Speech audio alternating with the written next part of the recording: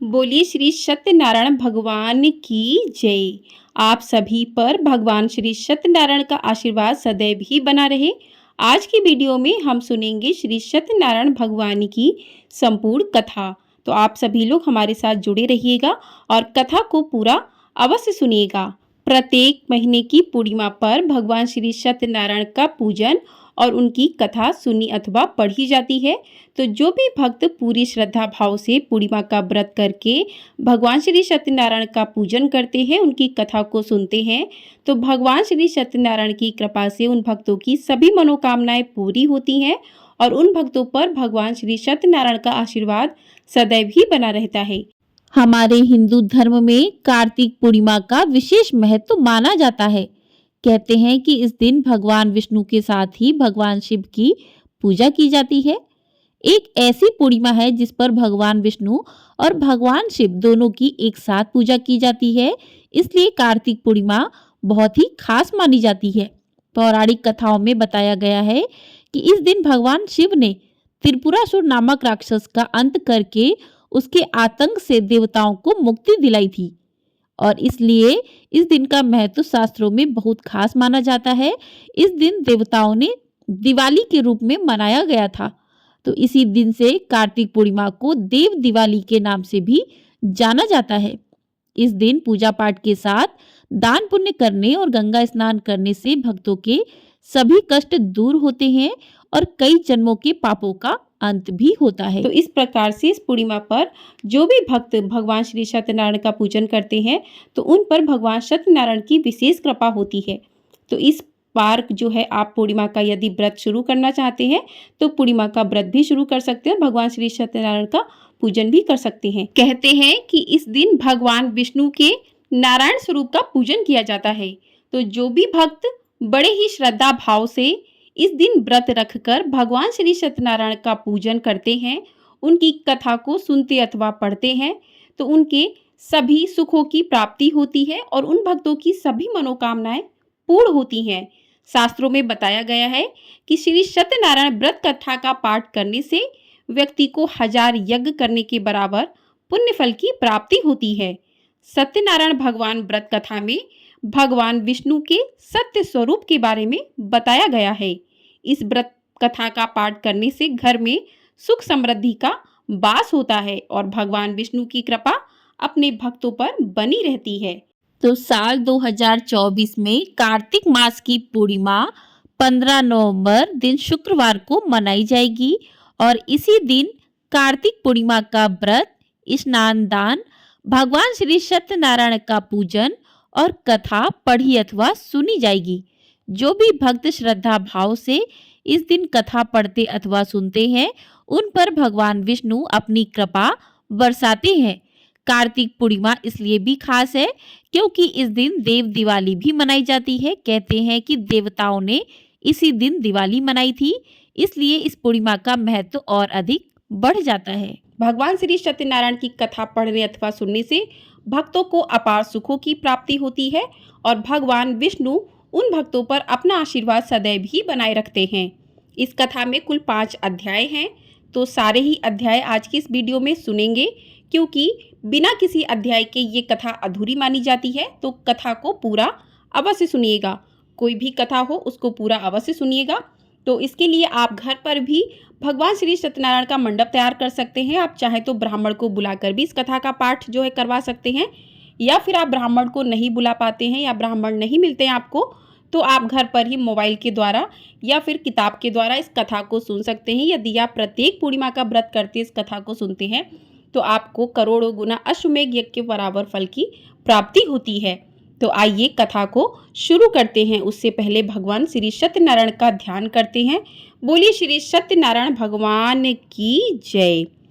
एक समय की बात है, नैमिषारण्य तीर्थ में शौनकादि 88,000 ऋषियों ने श्री सूत जी से पूछा कि हे प्रभु, इस कलयुग में वेद विद्या रहित मनुष्यों को प्रभु भक्ति किस प्रकार मिल सकती है तथा उनका उद्धार कैसे होगा।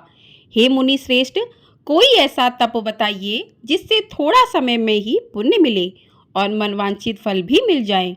इस प्रकार की कथा सुनने की हम इच्छा रखते हैं। सर्वशास्त्रों के ज्ञाता सूत जी बोले कि हे वैष्णवों में पूज्य, आप सभी ने प्राणियों के हित की बात पूछी है, इसलिए मैं एक ऐसे श्रेष्ठ व्रत को आप लोगों को बताऊंगा जिसे नारद जी ने लक्ष्मी नारायण जी से पूछा था और लक्ष्मीपति ने मुनि श्रेष्ठ नारद जी से कहा था। आप अब इसे ध्यान से सुनिए। एक समय की बात है, योगी राज नारद जी दूसरों के हित की इच्छा के लिए अनेकों लोकों में घूमते हुए मृत्यु लोक में आ पहुँचे।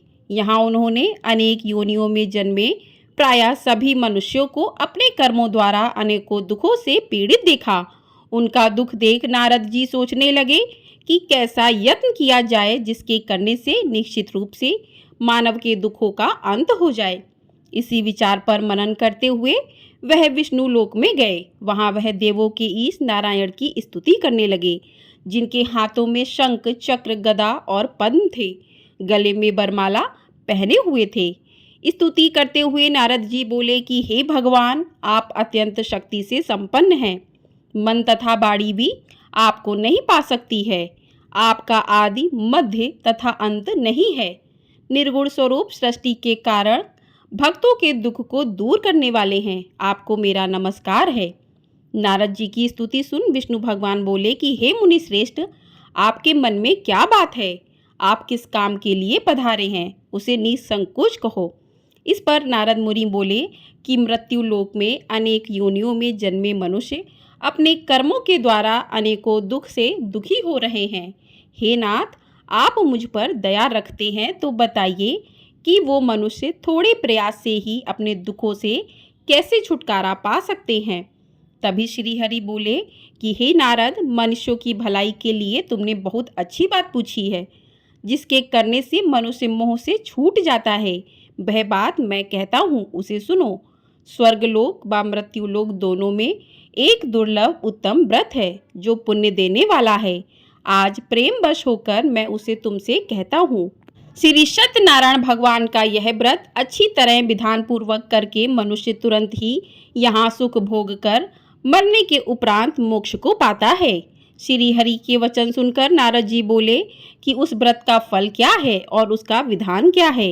यह व्रत किसने किया था? इस व्रत को किस दिन करना चाहिए? सभी कुछ विस्तार से बताएं। नारद जी की बात सुनकर श्री हरि बोले, दुख व शोक को दूर करने वाला यह सभी स्थानों पर विजय दिलाने वाला है। मानव को भक्ति व श्रद्धा के साथ शाम को श्री सत्यनारायण की पूजा धर्मपरायण होकर ब्राह्मणों व बंधुओं के साथ करनी चाहिए। भक्ति भाव से ही नैवेद्य केले का फल, घी, दूध और गेहूं का आटा सवाया लें। गेहूं के स्थान पर साठी का आटा, शक्कर व गुड़ लेकर व सभी भक्षण योग्य पदार्थों को मिलाकर भगवान का भोग लगाएं। ब्राह्मणों सहित बंधु बांधवों को भी भोजन कराएं। उसके बाद स्वयं भोजन करें। भजन कीर्तन के साथ भगवान की भक्ति में लीन हो जाएं। इस तरह से भगवान श्री सत्यनारायण का यह व्रत करने पर मनुष्य की सारी इच्छाएं निश्चित रूप से पूरी होती हैं। इसी कलिकाल अर्थात कलयुग में मृत्यु लोक में मोक्ष का यही एक सबसे सरल उपाय बताया गया है। श्री सत्यनारायण व्रत कथा का पहला अध्याय पूर्ण होता है। बोलिए श्री सत्यनारायण भगवान की जय। अब सुनते हैं श्री सत्यनारायण भगवान की कथा का दूसरा अध्याय। सूत जी बोले, हे ऋषियों, जिसने पहले समय में इस व्रत को किया उसका इतिहास मैं तुमसे कहता हूँ, ध्यान से सुनो। सुंदर काशीपुरी नगरी में एक अत्यंत निर्धन ब्राह्मण रहता था। भूख प्यास से परेशान वह धरती पर घूमता रहता था। ब्राह्मणों से प्रेम करने वाले भगवान ने एक दिन ब्राह्मण का भेष धारण कर उसके पास जाकर पूछा, हे विप्र, नित्य दुखी होकर तुम पृथ्वी पर क्यों घूमते हो? दीन ब्राह्मण बोला, मैं निर्धन ब्राह्मण हूँ, भिक्षा के लिए धरती पर घूमता हूँ। हे भगवान, यदि आप इसका कोई उपाय जानते हो तो बताइए। वृद्ध ब्राह्मण कहता है कि सत्यनारायण भगवान मनोवांछित फल देने वाले हैं, इसलिए तुम उनका पूजन करो। इसे करने से मनुष्य सभी दुखों से मुक्त हो जाता है। वृद्ध ब्राह्मण बनकर आए सत्यनारायण भगवान उस निर्धन ब्राह्मण को व्रत का सारा विधान बताकर अंतर्ध्यान हो गए। ब्राह्मण मन ही मन सोचने लगा कि जिस व्रत को वृद्ध ब्राह्मण करने को कह गया है, मैं उसे जरूर करूँगा। यह निश्चय करने के बाद उसे रात में नींद नहीं आई। वह सवेरे उठकर श्री सत्यनारायण भगवान के व्रत का निश्चय कर भिक्षा के लिए चला गया। उस दिन निर्धन ब्राह्मण को भिक्षा में बहुत सारा धन मिला, जिससे उसने बंधु बांधवों के साथ मिलकर श्री सत्यनारायण भगवान का व्रत संपन्न किया। भगवान श्री सत्यनारायण का व्रत संपन्न करने के बाद वह निर्धन ब्राह्मण सभी दुखों से छूट गया और अनेक प्रकार की संपत्तियों से युक्त हो गया। उसी समय से यह ब्राह्मण हर माह इस व्रत को करने लगा। इसी तरह से सत्यनारायण भगवान के व्रत को जो भी मनुष्य करेगा, वह सभी प्रकार के पापों से छूटकर मोक्ष को प्राप्त होगा। जो मनुष्य इस व्रत को करेगा, वह भी सभी दुखों से मुक्त हो जाएगा। सूत जी बोले कि इस तरह से नारद जी से नारायण जी का कहा हुआ श्री सत्यनारायण व्रत को मैंने तुमसे कहा। हे विप्रो, मैं अब और क्या कहूँ? ऋषि बोले, हे मुनिवर, संसार में उस विप्र से सुनकर और किस किसने इस व्रत को किया, हम सब इस बात को सुनना चाहते हैं। इसके लिए हमारे मन में श्रद्धा का भाव है। सूत जी बोले, हे मुनियों, जिसने इस व्रत को किया है वे सब सुनो। एक समय वही विप्र धन व ऐश्वर्य के अनुसार अपने बंधु बांधवों के साथ इस व्रत को करने को तैयार हुआ। उसी समय एक लकड़ी बेचने वाला बूढ़ा आदमी आया और लकड़ियां बाहर रखकर अंदर ब्राह्मण के घर में गया। प्यास से दुखी वह लकड़हारा उनको व्रत करते देख विप्र को नमस्कार कर पूछने लगा कि आप यह क्या कर रहे हैं? तो उन्होंने बताया कि व्रत कर रहा हूँ तथा इसे करने से क्या फल मिलेगा, कृपया मुझे भी बताएं। तभी ब्राह्मण ने कहा कि सब मनोकामनाओं को पूरा करने वाला यह सत्यनारायण भगवान का व्रत है। इनकी कृपा से ही मेरे घर में धन धान्य आदि की वृद्धि हुई है। विप्र से सत्यनारायण व्रत या के बारे में जानकर लकड़हारा बहुत प्रसन्न हुआ। चरणामृत लेकर व प्रसाद खाने के बाद वह अपने घर गया। लकड़हारे ने अपने मन ही मन में संकल्प किया कि आज लकड़ी बेचने से जो भी धन मिलेगा, उसी से श्री सत्यनारायण भगवान का उत्तम व्रत करूंगा। मन में इस विचार को लेके बूढ़ा आदमी सिर पर लकड़ियां रखकर उस नगर में बेचने गया जहां धनी लोग ज्यादा रहते थे। उस नगर में उसे अपनी लकड़ियों का दाम पहले से 4 गुना अधिक मिला। बूढ़ा लकड़हारा प्रसन्नता के साथ दाम लेकर केले, शक्कर, घी, दूध, दही और गेहूं का आटा लेकर भगवान श्री सत्यनारायण के व्रत की अन्य सामग्रियां लेकर अपने घर गया। वहां उसने अपने बंधु बांधवों को बुलाकर विधि विधान से भगवान श्री सत्यनारायण का पूजन और व्रत किया। इस व्रत के प्रभाव से वह बूढ़ा लकड़हारा धन पुत्र आदि से युक्त होकर संसार के समस्त सुखों को भोगकर अंतकाल में वैकुंठ धाम चला गया। श्री सत्यनारायण व्रत कथा का दूसरा अध्याय पूर्ण होता है। बोलिए भगवान श्री सत्यनारायण भगवान की जय। अब शुरू करते हैं तीसरा अध्याय। सूत जी बोले, हे मुनि श्रेष्ठ मुनियों, अब आगे की कथा कहता हूँ। पहले समय में उल्कामुख नाम का एक बुद्धिमान राजा था। वह सत्यवक्ता और जितेंद्रिय था। प्रतिदिन देव स्थानों पर जाता और निर्धनों को धन देकर उनके कष्ट दूर करता था। उसकी पत्नी कमल के समान मुख वाली तथा सती साध्वी थी। भद्रशिला नदी के तट पर उन दोनों ने श्री सत्यनारायण भगवान का व्रत किया। उसी समय साधु नाम का एक वैश्य आया। उसके पास व्यापार करने के लिए बहुत सा धन भी था। राजा को व्रत करते देखकर वह विनय के साथ पूछने लगा कि हे राजन, भक्ति भाव से पूर्ण होकर आप यह क्या कर रहे हैं? मैं सुनने की इच्छा रखता हूँ, तो आप मुझे बताएं। राजा बोला, हे साधु, अपने बंधु बांधवों के साथ पुत्रादि की प्राप्ति के लिए एक महाशक्तिमान श्री सत्यनारायण भगवान का व्रत व पूजन कर रहा हूँ। राजा के वचन सुन साधु आदर से बोला कि हे राजन, मुझे इस व्रत का सारा विधान कहिए। आपके कथा अनुसार मैं भी इस व्रत को करूँगा। मेरे भी कोई संतान नहीं है और इस व्रत को करने से निश्चित रूप से मुझे संतान की प्राप्ति होगी। राजा से व्रत का सारा विधान सुन व्यापार से निवृत्त हो वह अपने घर गया। साधु वैश्य ने अपनी पत्नी को संतान देने वाले इस व्रत का वर्णन कह सुनाया और कहा कि जब मेरी संतान होगी तब मैं इस व्रत को करूँगा। साधु ने इस तरह के वचन अपनी पत्नी लीलावती से कहे। एक दिन लीलावती पति के साथ आनंदित हो सांसारिक धर्म में प्रवृत्त होकर भगवान श्री सत्यनारायण की कृपा से गर्भवती हो गई। 10वें महीने में उनके गर्भ से एक सुंदर कन्या ने जन्म लिया। दिनों दिन वह ऐसे बढ़ने लगी जैसे कि शुक्ल पक्ष का चंद्रमा बढ़ता है। माता पिता ने अपनी कन्या का नाम कलावती रखा। एक दिन लीलावती ने मीठे शब्दों में अपने पति को याद दिलाया कि आपने भगवान श्री सत्यनारायण के जिस व्रत को करने का संकल्प किया था उसे करने का समय आ गया है। आप इस व्रत को करिए। साधु बोला कि हे विप्रे, इस व्रत को मैं कन्या के विवाह पर करूँगा। इस प्रकार अपनी पत्नी को आश्वासन देकर वह नगर को चला गया। कलावती पिता के घर में रह वृद्धि को प्राप्त हो गई। साधु ने एक बार नगर में अपनी कन्या को सखियों के साथ देखा तो तुरंत ही दूत को बुलाया और कहा कि मेरी कन्या के योग्य वर देख कर आओ। साधु की बात सुनकर दूत कंचन नगर में पहुंचा और वहां देखभाल कर लड़की के सुयोग्य वाणिक पुत्र को ले आया। सुयोग्य लड़के को देख साधु ने बंधु बांधवों को बुलाकर अपनी पुत्री का विवाह कर दिया। लेकिन दुर्भाग्य की बात ये कि साधु ने अभी भी भगवान श्री सत्यनारायण का व्रत नहीं किया। इस पर श्री भगवान क्रोधित हो गए और श्राप दिया कि साधु को अत्यधिक दुख मिले। अपने कार्य में कुशल साधु बनिया जमाई को लेकर समुद्र के पास स्थित होकर रत्नसारपुर नगर में गया। वहां जाकर दामाद ससुर दोनों मिलकर चंद्रकेतु राजा के नगर में व्यापार करने लगे।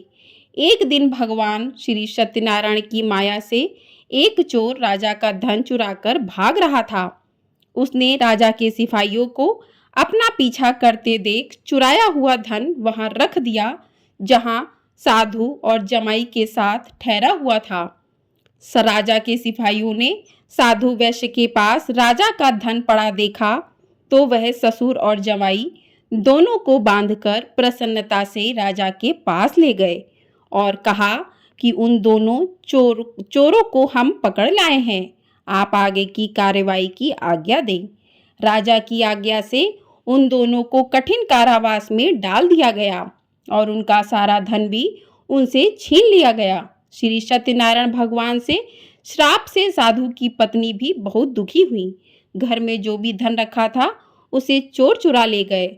शारीरिक व मानसिक पीड़ा व भूख प्यास से अति दुखी हो अन्न की चिंता में कलावती ब्राह्मण के घर गई। वहां उसने श्री सत्यनारायण भगवान का व्रत होते देखा, फिर कथा भी सुनी।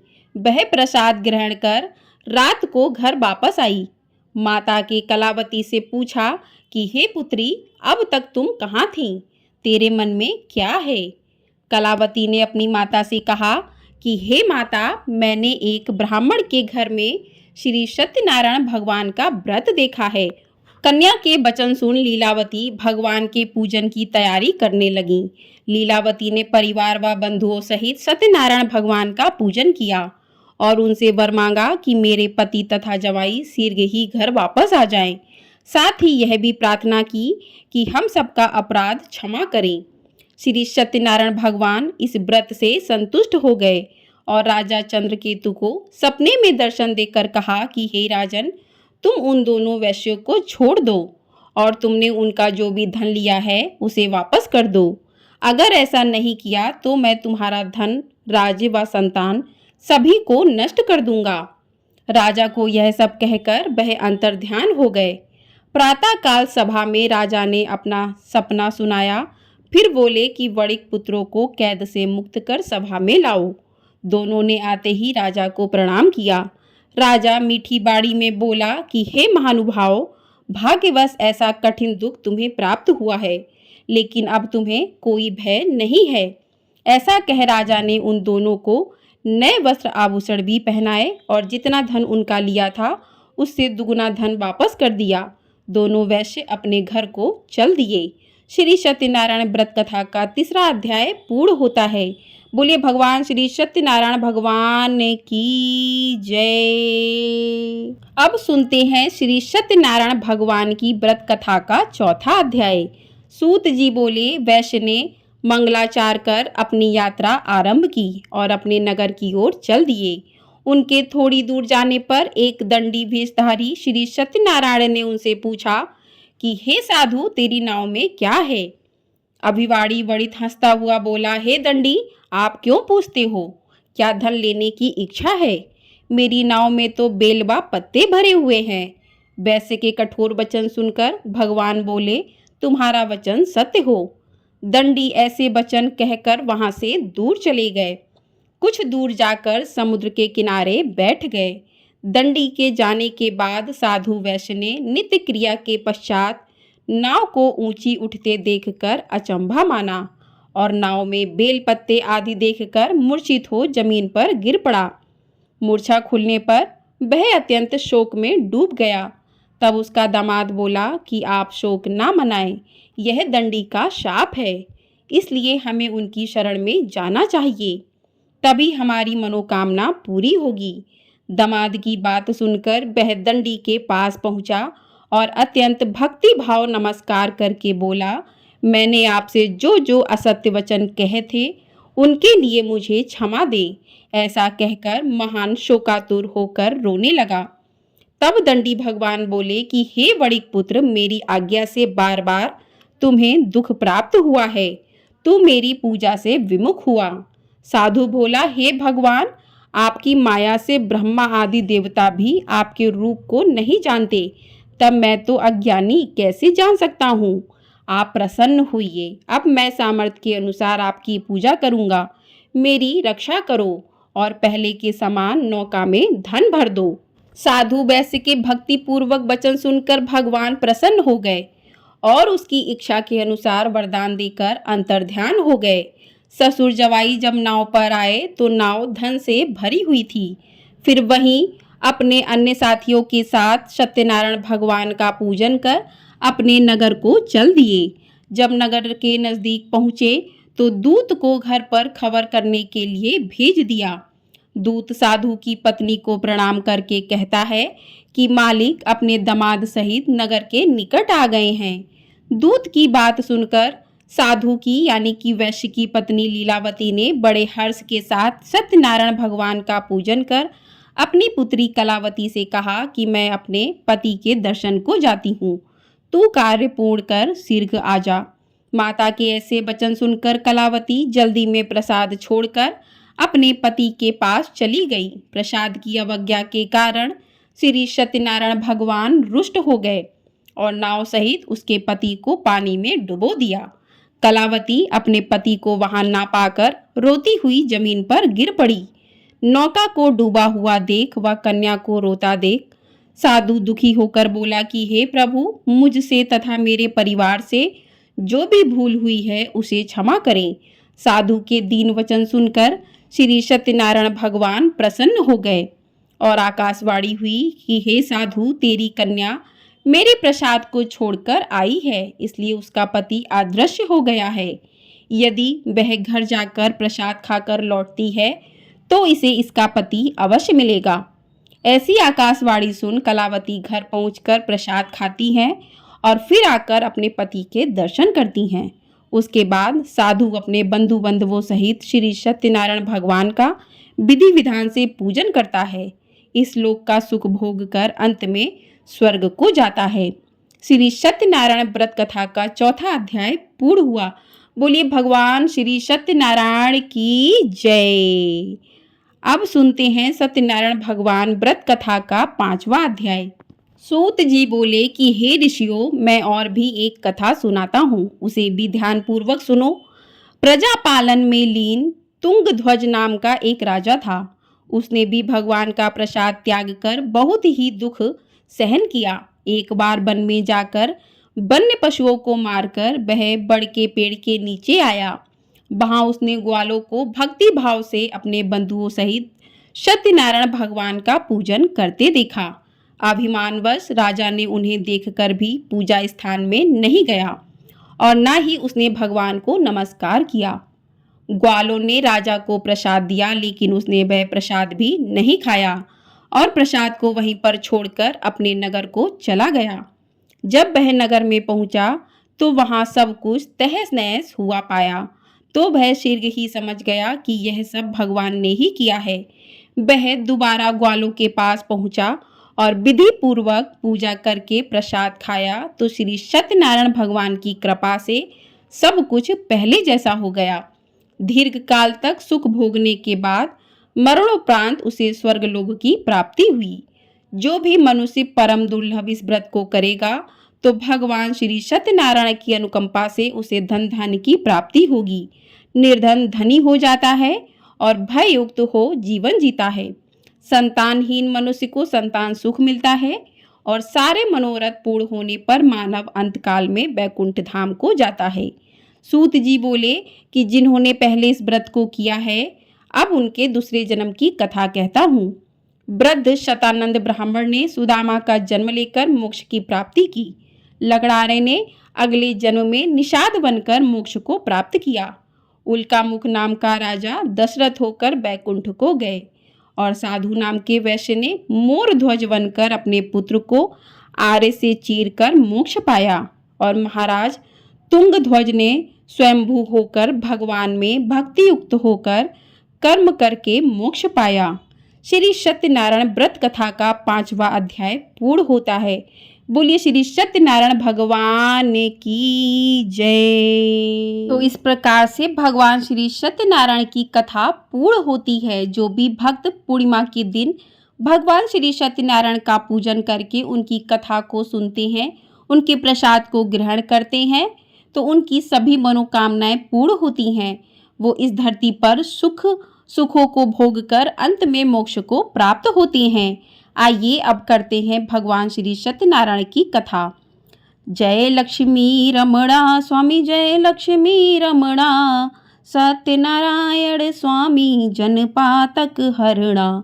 ओम जय लक्ष्मी रमणा, रतन जटित सिंहासन अद्भुत छवि राजे, नारद करत निराजन घंटावन बाजे। ओम जय लक्ष्मी रमणा, प्रकट भय कली कारण, द्विज को दर्श दियो, बूढ़ो ब्राह्मण बन कर कंचन महल कियो।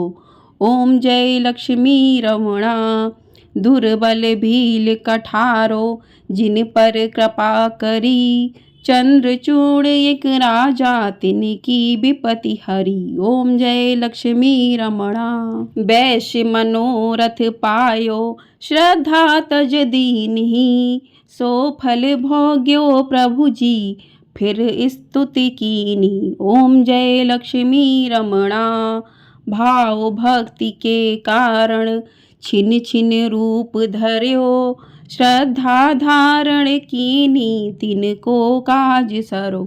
ओम जय लक्ष्मी रमणा, ग्वाल बाल संग राजा, वन में भक्ति करी, मन वांछित फल दीनो, दीन दयालु हरि। ओम जय लक्ष्मी रमणा, चढ़त प्रसाद सवायो, कदली फल मेवा, धूप दीप तुलसी से राजी सत्य देवा। ओम जय लक्ष्मी रमणा, सत्यनारायण जी की आरती जो कोई नर गावे, तन मन सुख संपत्ति, मन वांछित फल पावे। ओम जय लक्ष्मी रमणा। बोलिए श्री सत्यनारायण भगवान की जय। इस प्रकार से भगवान श्री सत्यनारायण की कथा और आरती पूर्ण होती है। आप सभी भक्तों पर भगवान श्री सत्यनारायण का आशीर्वाद सदैव ही बना रहे। हम सभी भक्तों को अनंत सुखों की प्राप्ति हो। बोलिए भगवान श्री सत्यनारायण की जय। आपको ये वीडियो पसंद आई हो, वीडियो को लाइक शेयर और चैनल को सब्सक्राइब ज़रूर कर दीजिएगा। आपको हमारे चैनल पर इसी प्रकार से व्रत कथाएं सुनाई जाती हैं, व्रतों के शुभ मुहूर्त की जानकारी दी जाती है। तो चैनल को ढेर सारा प्यार ज़रूर दीजिएगा और कमेंट बॉक्स में श्री सत्यनारायण भगवान की जय अवश्य लिखिएगा। आपका एक लाइक हमारे लिए बहुत अधिक महत्वपूर्ण होता है, तो वीडियो को लाइक अवश्य कर दिया कीजिए। आपके लाइक से हमें पता चलता है कि आप हमें सुन पा रहे हैं। बोलिए श्री सत्यनारायण भगवान की जय।